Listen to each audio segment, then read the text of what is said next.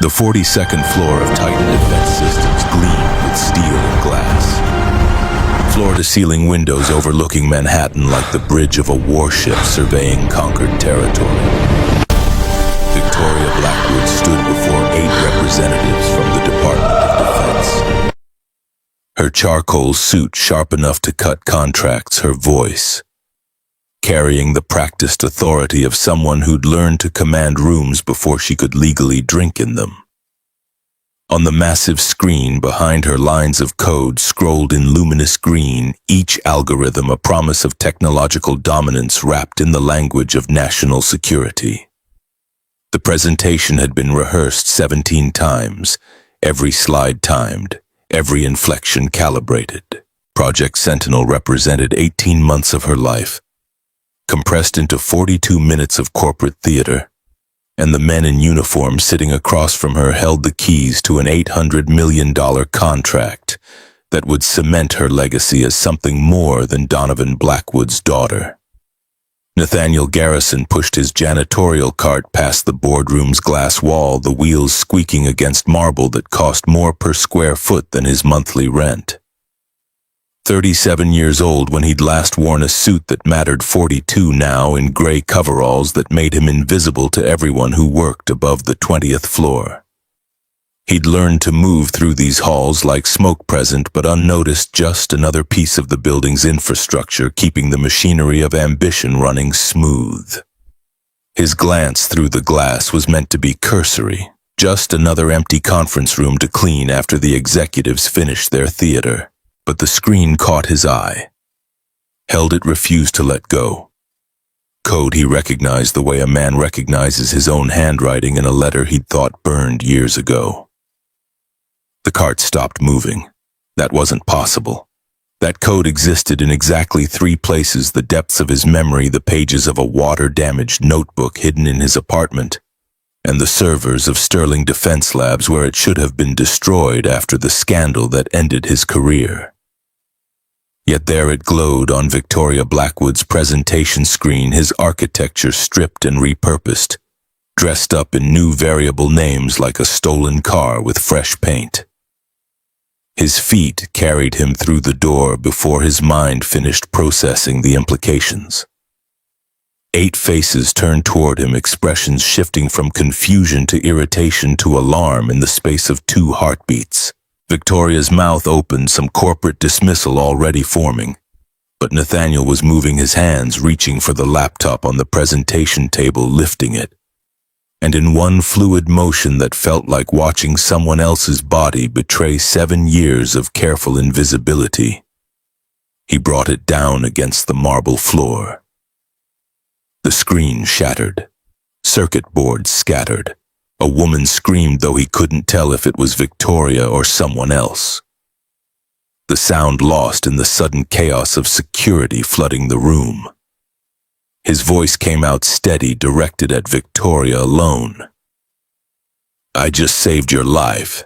You don't know that yet." The hands that grabbed him were professional, efficient, pulling his arms behind his back with practiced force.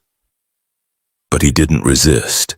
The damage was done, the only kind of damage that mattered anymore. Whatever came next, he'd made sure Project Sentinel wouldn't launch today, and today was enough. 5:30 in the morning came like clockwork in the 1-bedroom apartment in Queens, where Nathaniel had learned to measure time in terms of Lily's needs rather than his own ambitions. The alarm never sounded anymore. His body had internalized the rhythm of single parenthood the way soldiers internalize the cadence of their units.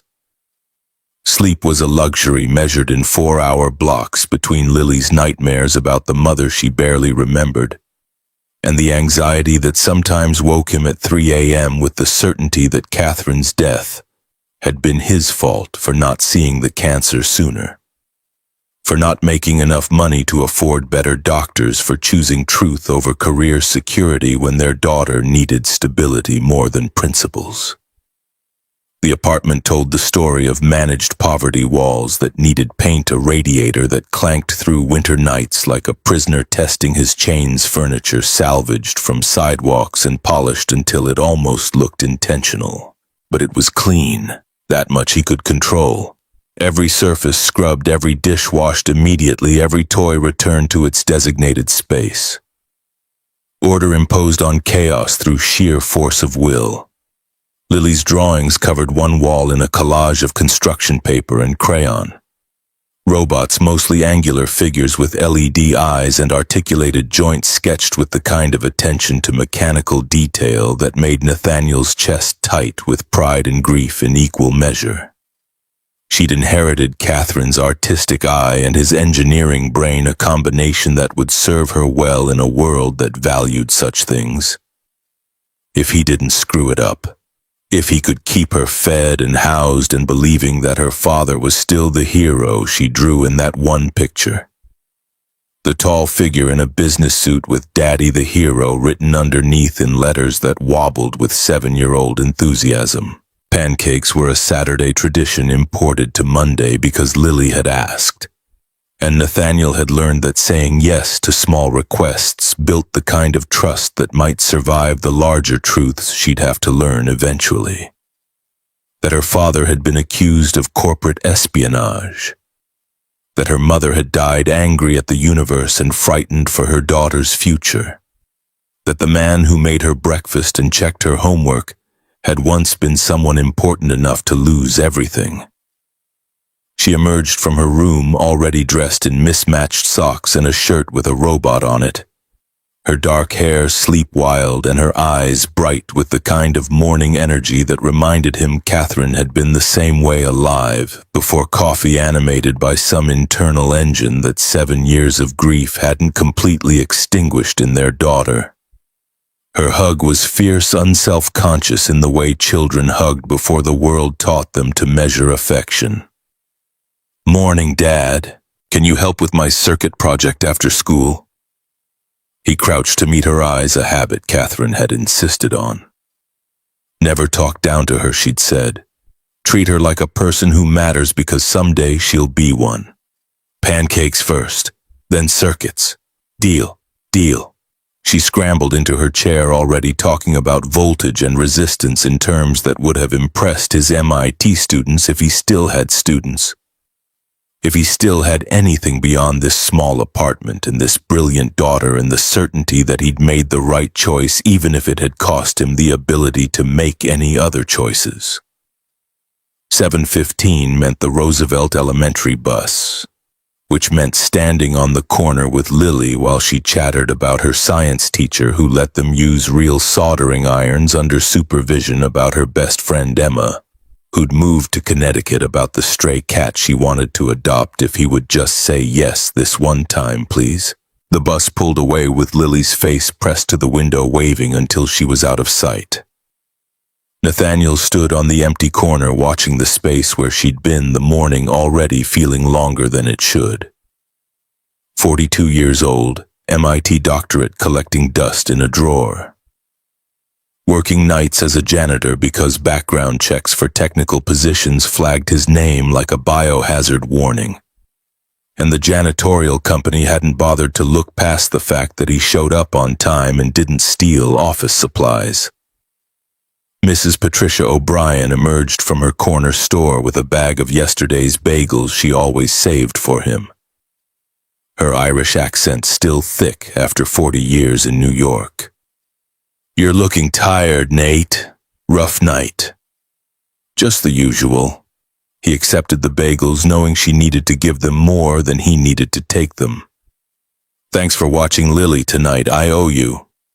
"You owe me nothing. That girl's a treasure." Patricia's eyes held the kind of knowing that came from raising 5 children as a widow. "You're doing fine by her. Don't let the bastards tell you different." He wanted to believe her. Most days he almost did. 4:45 in the morning painted Victoria Blackwood's penthouse. In the kind of gray light that made Manhattan look fragile, all those towers of glass and ambition revealed as temporary structures built on the same bedrock that had watched empires rise and collapse for centuries. She woke without an alarm because sleep had become a negotiation with anxiety, 4 hours of unconsciousness purchased at the cost of exhaustion deep enough to override the mental catalog of problems demanding her attention. The peloton waited like a priest in a confessional, ready to absolve the sins of ambition through controlled suffering. 6 miles before breakfast. Overnight reports from the London office streaming across the screen while her legs burned and her heart rate climbed into zones her personal trainer called optimal and she called survivable. Revenue up 18% quarter over quarter. Sentinel contract awaiting final Pentagon approval. Stock price holding steady despite the tech sector's broader volatility, numbers she could control, unlike everything else. The photograph on her desk was professionally framed silver, expensive in the way things were expensive when you needed to prove you valued them. Donovan Blackwood in his dress uniform, 4 stars gleaming, standing beside Victoria on her MIT graduation day with his hand on her shoulder and pride in his eyes that she'd spent the next decade trying to live up to. 2 years since the stroke had taken him mid-sentence during a board meeting. His body collapsing like a building losing its foundation, and she'd been the one to find him to hold his hand, while the paramedics worked to watch the light go out behind eyes that had taught her everything about leadership except how to fill the space he'd left behind. The CEO position had been hers within 6 months. Youngest in company history. Her father's daughter ascending to his throne with the board's blessing and their skepticism, every decision she made measured against the legend of Donovan Blackwood's 30-year reign. She'd learned to be ruthless because kindness was interpreted as weakness. Learned to trust numbers because people always disappointed. Learned to keep everyone at arm's length because intimacy was leverage someone could use against you. Her phone buzzed with a message from Dominic Cross, her CTO, and the closest thing she had to a friend in the building, though she was self-aware enough to know that friendship between a CEO and her direct reports was mostly fiction. "Morning, boss. Today's the day. Pentagon's ready to sign." She typed back, "Don't disappoint me." His response was immediate. "Never have. Never will." Victoria stared at those words longer than they deserved, trying to identify the discomfort they triggered. Dominic had been flawless in his 3 years at Titan. Brilliant, charming, politically astute in ways that made corporate navigation look effortless. He'd proposed Project Sentinel, championed it through the development cycle, and delivered exactly what he'd promised: a revolutionary AI system that would make Titan Defense the dominant player in military cybersecurity. So why did his certainty feel like a red flag she couldn't articulate? The memory arrived unbidden, sharp-edged from 7 years of suppression. Sterling Defense Labs in Boston 20, when Nathaniel Garrison had been more than a name in cached web archives. The scandal had made headlines in technical journals, if not mainstream press. Brilliant MIT professor accused of stealing code, corporate espionage, a settlement that ended with non-disclosure agreements and Garrison's disappearance from the industry. But she'd known him before that, had sat in his lecture hall as a sophomore, one of 80 students learning defensive AI systems from a professor who made ethics feel urgent instead of theoretical. She remembered one lecture, specifically October 2017, when he'd outlined something called the LoopX protocol, a vulnerability in AI architecture that could turn defensive systems into weapons. He'd written the formula on the whiteboard, his handwriting precise, and said something that had stuck with her through the years. "If you ever see this pattern in production code, shut it down immediately. Some mistakes are too dangerous to make even once." She'd forgotten him after graduation, the way students forgot most professors once the grade was posted. But standing in her penthouse watching dawn break over the city her father had conquered, Victoria felt the discomfort crystallize into something closer to dread. What if she'd seen that pattern somewhere recently?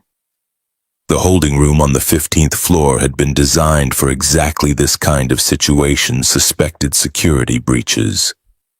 Disgruntled employees, the occasional activist who made it past the lobby, white walls, fluorescent lights, a metal table bolted to the floor, and chairs that were uncomfortable by design. Nathaniel sat with his hands cuffed, not because he'd resisted, but because protocols demanded it, and let his mind run through the calculations he'd been avoiding for 7 years.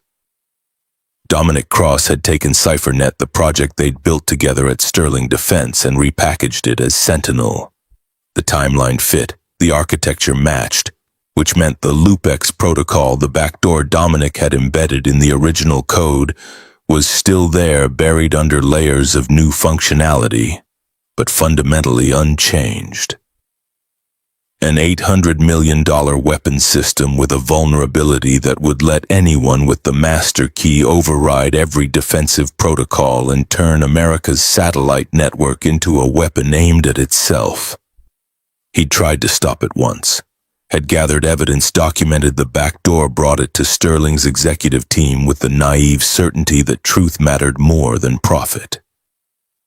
Dominic had been faster, smarter, more ruthless. By the time Nathaniel walked into that meeting, the trap had already been set, evidence planted on his workstation, emails fabricated to show he'd been the one trying to sell access to foreign contractors, a narrative so complete that his protests sounded exactly like the lies a guilty man would tell. The settlement had come with $50,000 and an NDA that prohibited him from discussing CipherNet publicly. He'd signed because Catherine was pregnant and the alternative was bankruptcy and possibly prison. Had watched his career evaporate, his reputation destroyed, his name becoming a cautionary tale whispered in engineering departments.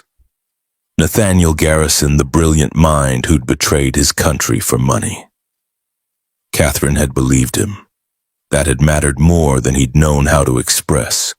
Had stood beside him through the accusations and the settlement and the 2 years of unemployment before the janitorial position at Titan Defense became his best option. Then cancer had taken her and he'd been left with Lily and the bitter knowledge that doing the right thing had cost him everything, while Dominic had walked away clean, waiting for the perfect moment to resurrect his stolen work. The door opened. Victoria Blackwood entered alone, which surprised him. CEOs traveled with entourages, lawyers, security assistants to manage the details of their lives. But she closed the door behind her and pulled out the metal chair across from him, with hands that trembled just slightly enough to tell him she was frightened and trying not to show it. She studied his face for a long moment, her expression cycling through emotions he couldn't quite read. Then, "You're not just a janitor." Not a question. He kept his voice level. "Right now I am. You taught me. MIT 2017. Defensive AI systems.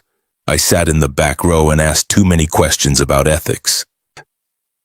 The memory surfaced slowly, a young woman with sharp eyes and a tendency to interrogate every assumption he presented, pushing back on the comfortable fiction that technology was neutral and implementation determined morality. He'd liked her intensity, the way she refused to accept easy answers. "I remember. You asked how to know when to shut down."